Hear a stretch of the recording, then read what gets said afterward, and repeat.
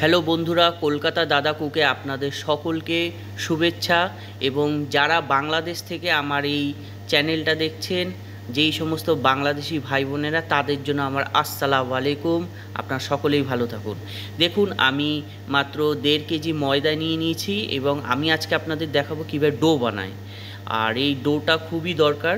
দেখুন, আমি 1 চামচ খামিরা এর মধ্যে ব্যবহার করছি এবং বেকিং পাউডার আমি দিচ্ছি এর মধ্যে। দেখুন কতটা বেকিং পাউডার দেওয়ার পরে আমি এর মধ্যে আমার 1 মুঠ চিনি ব্যবহার করেছি। আর চিনিটা দিলে একটু স্বাদ আসে। আর এরপরে আমি দেখুন বড় বড় টি স্পুনের 2 চামচ বাটার ব্যবহার করছি। বাটারটা অবশ্যই ব্যবহার করবেন, কারণ বাটারটা খুব স্মুথ করে। আর এর 1 লিটার দুধের সাথে 400 ml আমি জল মিক্স করেছি। পাশাপাশি আমি একটা মাত্র ডিম ব্যবহার করছি এই ডোটা বানানোর জন্য। আর এর পরবর্তীকালে আমি আমার 1 মুঠ হাতের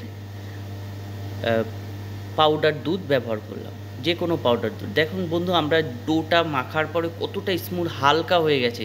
ডো যখন এইভাবে হালকা ওঠে তখন আপনার ডো ভালো হয়। আর দ্বিতীয় কথা, ডো মাখবার পর সম্পূর্ণ হবার পরে তারপরে আপনি আবার, আমি দেখেন বড় বড় 2 চামচের বাটার ব্যবহার করছি। এতে আপনার ডোটা খুবই সুন্দর হবে। আর ডো ভালো হলে আপনার স্ন্যাক্স ভালো হবে। আপনার যত যেই আইটেমের স্ন্যাক্স বানান, দেখুন আমি কীভাবে ডোটা হালকার ওপরে উঠিয়ে নিচ্ছি। তখন অবশ্যই মনে করুন আপনার ডো খুবই ভালো হয়েছে।